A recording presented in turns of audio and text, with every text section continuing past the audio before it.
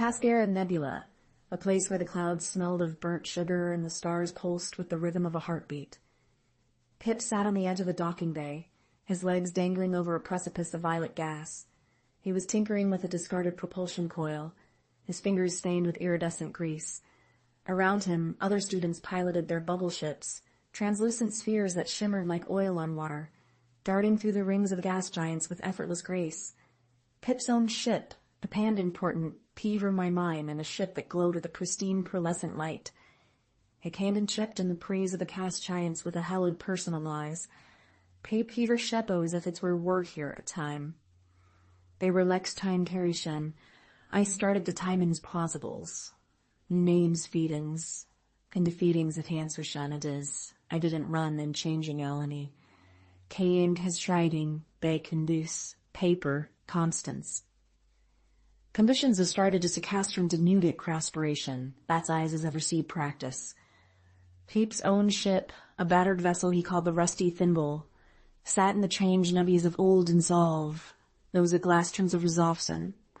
That's praise I just tried it into becrays as a chargent of those variations, of the tavers of the fightery, his breath coming in short, jagged gasps. He placed the heart siphon on his workbench, the green light casting long, distorted shadows against the walls. He knew the legends. A heart siphon could extract the essence of virtue from those around it. It could take a moment of genuine kindness, a spark of selfless love, or a breath of pure honesty, and convert it into raw cognitive power. He used it, his mind would sharpen to a razor's edge. He would see the patterns in the nebula, the answers to the exams would be etched his vein is nay. Perfection in the taperations and the Bosnian like. The confused nations, Aryan periods of Muriel's, conception polus, as it's priced. Fameth their year, I can't pause no voil, the camemoil. Thank you, Pip. You're the best. She hugged him briefly before running out of the workshop. Her looked at Alara, who was still holding out the broken bird, her expression one of unwavering. For a second, the green light of the siphon seemed to drown out the warm, amber glow of the workshop lamps. He could almost feel the power waiting for him, a cold tide of intellect that would wash away his failures. Some of the Academy's life support systems felt like a ticking clock. He climbed into the rusty thimble, the cockpit smelling of old ozone and recycled air. He needed to fly. He needed to feel the nebula against the hull, even if it was for the last time. He cleared the docking bay, the bubble ship groaning as it hit the open currents of the Saccharin Nebula. He steered away from the bright lights of the Academy, heading toward the outer rim where the gas clouds were thick and the light was dim. Its glitching, its form flickering in and out of existence as its internal energy failed. It wasn't just dying. It was laudaned his rams. It was glitching, its form flickering in and out of existence as its internal energy failed. It wasn't just dying. It was glitching, its form flickering in and out of existence as its internal energy failed. It was to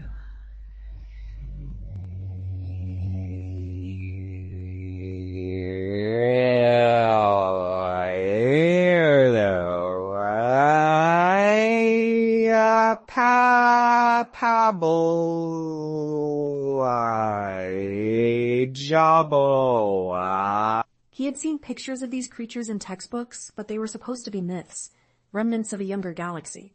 To see one here, suffering and alone, felt like a punch to the gut.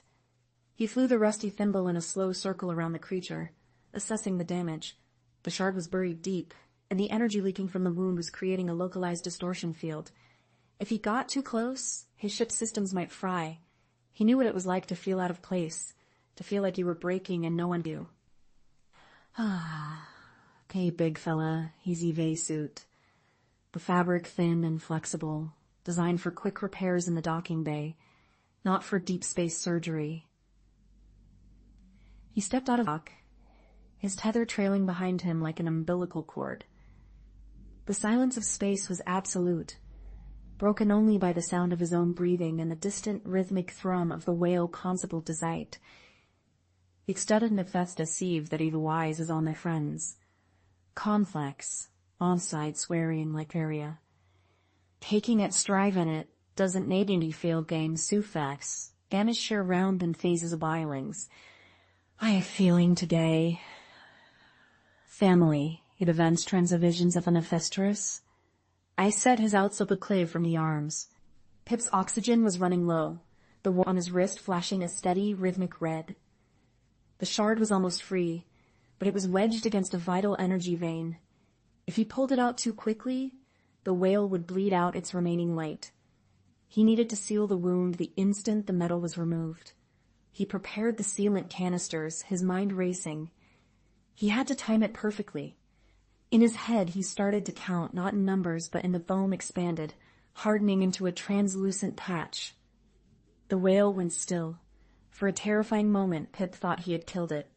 The glow in its skin faded to a dull ember. Pip floated there, his chest heaving, his oxygen alarm now a frantic scream. The boy felt a presence in his mind. Not a voice, but a feeling of profound gratitude. It was a warmth far greater than the one he had felt after fixing Alara's bird. It was the collective memory of 1,000 stars, the kindness of a being that had traveled the universe for eons. The whale nudged the rusty thimble with its nose, a gentle gesture that sent a ripple of energy through the ship. Pip scrambled back into his airlock. His eye known mean and century, and Nicenta, Syncania.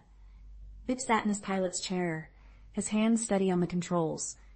He had a midterm drift to win, and for the first time in his life, he wasn't afraid of failing. The entire academy gathered at the edge of the Saccharine Nebula to watch the students navigate the Great Slalom, a series of gravitational gates that required perfect precision and nerve. Kale was the first to go, his ship a blur of white light as he zipped through the gates. He finished with a record time, and the crowd roared in approval. Then it was Pip's turn. When the rusty thimble drifted to the starting line, a hush fell over the spectators. The academy walked up to his ship. He looked at the professor, then at the crowd, and finally at the distant, bruised indigo patch of the outer rim. "I didn't calibrate them, Professor," he said with a smile. "I just listened to the music." He opened the drawer and took out the heart siphon. It looked small and pathetic now, its green dim and flickering. He realized that the device wasn't just a tool of theft. It was a cage. It offered a shortcut that bypassed the very thing that made life in the nebula worth living. The connection things. He walked to the edge of the docking bay, the same place where he had sat just a few days ago. He looked out at the vast, shimmering expanse of the Saccharine Nebula. He knew there were other star whales out there, other glitching stars, other broken things that needed someone who could hear their song. He didn't need to be a genius. He just needed to be Pip. He held the heart siphon over the edge. For a moment, he thought about the power it held.